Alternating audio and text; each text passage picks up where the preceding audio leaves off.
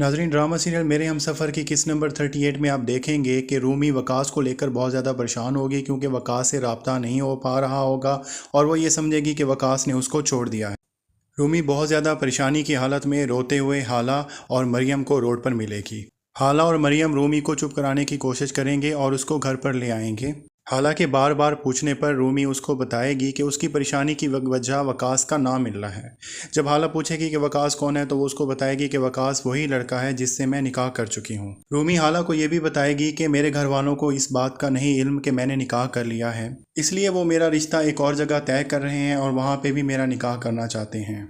लेकिन उस तरफ वकास का भी पता नहीं चल रहा, इसलिए मैं एक बीच दोराहे में खड़ी हूँ और मुझे समझ नहीं आ रहा कि मैं क्या करूँ। ये सारी बातें सुनकर मरियम रूमी के सामने मोबाइल पर उस रूमी की माँ से बात करने की कोशिश करेगी और वो कहेगी कि मैं उनको बताऊँ कि उनकी बेटी की क्या हरकतें हैं। रूमी मरियम की बहुत ज़्यादा मिन्नतें करेगी लेकिन मरियम नहीं मानेगी।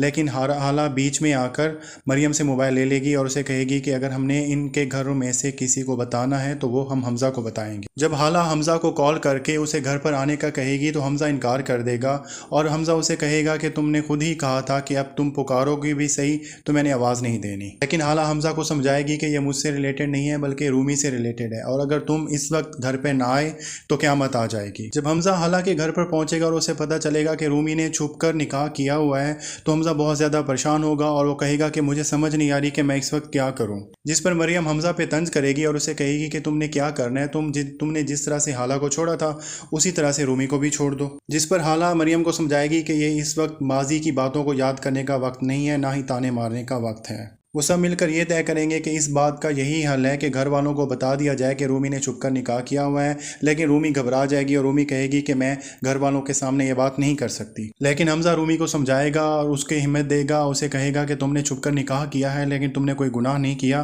तुम घर वालों को जाकर बताओ, मैं तुम्हारे साथ हूँ। लेकिन जब रूमी और हमज़ा घर पर जाकर बताएंगे कि रूमी ने छुपकर निकाह कर लिया है तो घर में कोहराम मच जाएगा।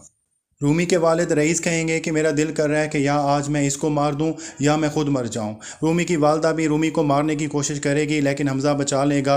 वो इस बात पर बहुत ज़्यादा परेशान होगी और वो कहेगी कि ज़बान से निकले हुए अल्फाज और बगावत पे निकली हुई औलाद कभी वापस नहीं आती। इस सब तमाशे के बाद हमज़ा की माँ कहेगी कि इस मसले का सिर्फ एक ही हल है कि मैं रूमी की या तलाक करवा लूँ या उसका खुला करवा लूँ। इस बात पर हमज़ा बहुत ज़्यादा गुस्सा हो जाएगा और वो कहेगा कि आपने तलाक को और खुला को एक खेल बनाया हुआ है और अगर आपने दोबारा कोई ऐसी बात की तो मैं फ़ौरन से पहले रूमी की रुखसती कर दूंगा और इस मामले में किसी को भी बीच में आने नहीं दूंगा और ना ही आपको बीच में आने दूंगा।